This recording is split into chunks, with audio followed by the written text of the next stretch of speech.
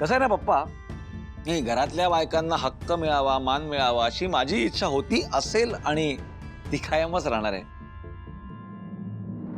पण घरातल्याच बायकांनी हळूहळू आपल्याला मान द्यायचा बंद केला तर कसं चालेल नाही?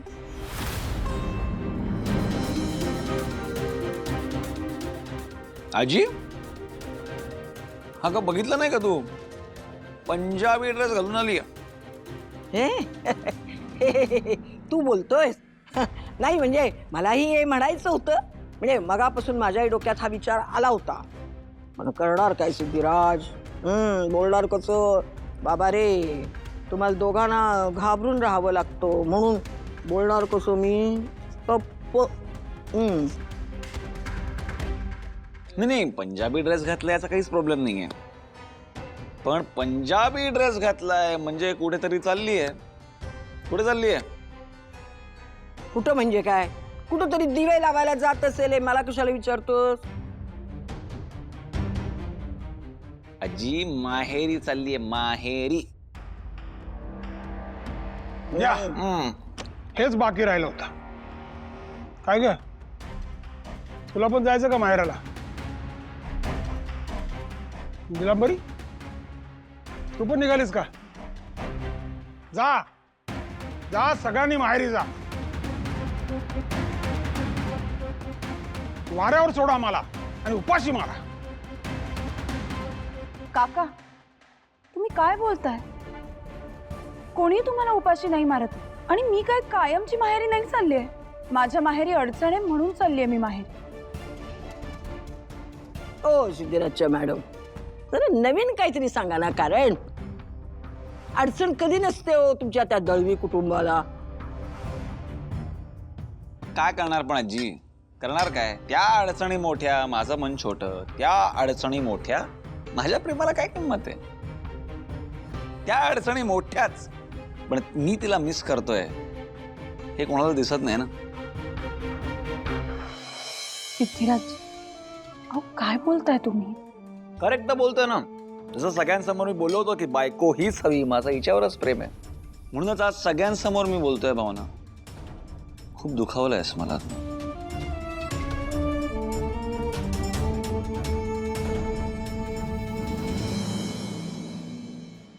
आई, आपण देवासाठी फुलं घेऊयात? हो चल.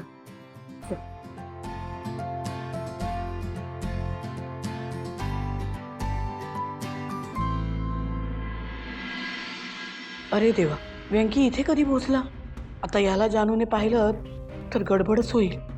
तिला व्यंकी फुलं विकतोय हे आठवते की नाही कोण जाणे. आई, अगं अशी मागे का थांबतेस तू? चल ना.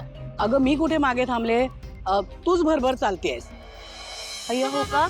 Sorry sorry sorry. चल. अगं मी काय म्हणते, जा ना तू पटकन फुलं घेऊन ये, मी थांबते इथेच. आई, आता आपण इथे दोघी एकत्र आलोय की नाही? मग एकत्र जाऊयात ना. अगं बरोबर आहे, पण जा ना पटकन, पळत जा आणि धावत ये. बर.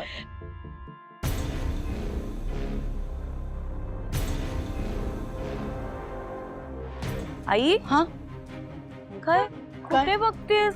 आणि हे हातवारे कोणाला करतेस? हातवारे कुठे केले? हात, अगं नाही, ऊन ऊन खूप आहे ना. बापरे, चल चल मी पण येते तुझ्या बरोबर. ए नाही, थांब. हा, आई, आपण या स्टॉल वरून फुलं नको घेऊयात. आता असं का विचारते ही? का ग, चांगली नाहीत का फुलं? अगं आई, तू विसरतेस का? आपल्या व्यंकी दादाचा स्टॉल पण इथेच आहे ना. ह्याच्याकडून घेऊयात फुलं. हा ये. देवच पावला म्हणायचा. व्यंकीचा फुलांचा स्टॉल आहे ही गोष्ट तरी आठवते तिला.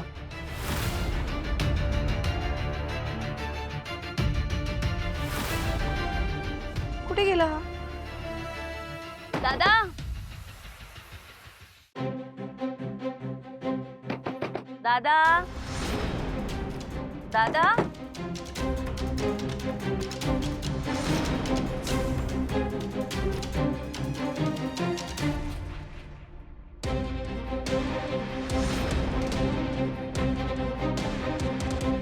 अरे,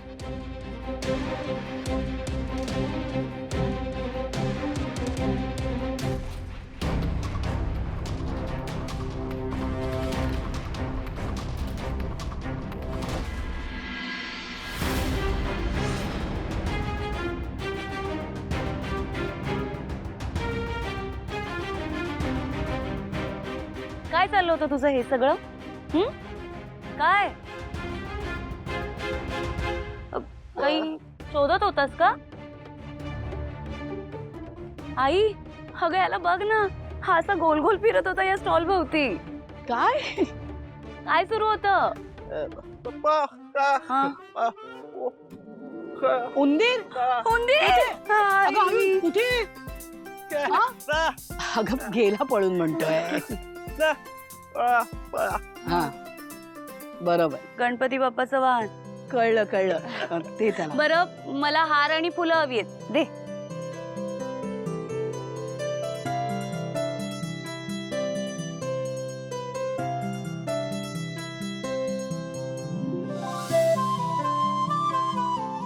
थँक्यू. चल.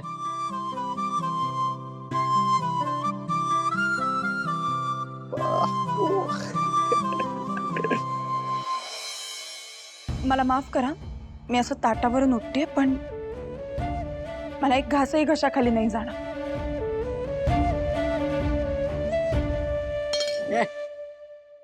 लगेच निघाला तुझा भ्रम. अरे आत्ताच तर म्हणालास ना तू की तिला तुझ्या भावनांची कदर नाही म्हणून. मग जाऊ दे ना तिला, तू तडफडू नकोस. खा पुसून निवांत खा. अरे तसं काय अगदीच काही वाईट झालेलं नाही पोहे. खा. हे बरं आहे का आजी तुझं? म्हणजे जरा जमीन भुसभुशीत लागली की लगेच खड्डा खाण्याला लागतस तू. तुला काय वाटलं मी भावनावर खरंच चिडलोय किंवा जे काही आरोप केले ते सगळे खरे होते? सिद्धू, अरे काय बोलतोयस? असं का बोललास आणि भावनाला? अगं आई, म्हणजे मजा सुद्धा करायची नसते का बायकोची? थोडी मस्करी केली तर चालतेच ना. हेल्दी आयुष्यासाठी आणि नात्यासाठी हे सगळं खूप गरजेचं असतं, माहितीये का? सतत आपलं गुलू गुलू गुलू बोललं ना की त्याने संसार होत नसतो. म्हणजे बघा आता आपण नुसतं गोड खाल्लं तर अपचनच होतं ना. त्याच्यामुळे त्याच्याबरोबर तिखट, मीठ, तुरट, आंबट या सगळ्या गोष्टी लागतात ना.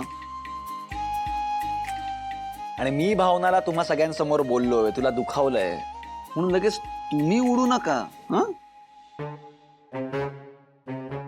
तुमचे पाय जमिनीवरच ठेवा तुम्ही. त्यामुळे आमच्या दोघांच्या मध्ये कोणी येऊ शकत नाही. तुम्ही स्वप्नरंजन करण्याची काही गरज नाही. आणि कोणी येऊ शकत नाही म्हणजे आम्ही दोघं सुद्धा नाही.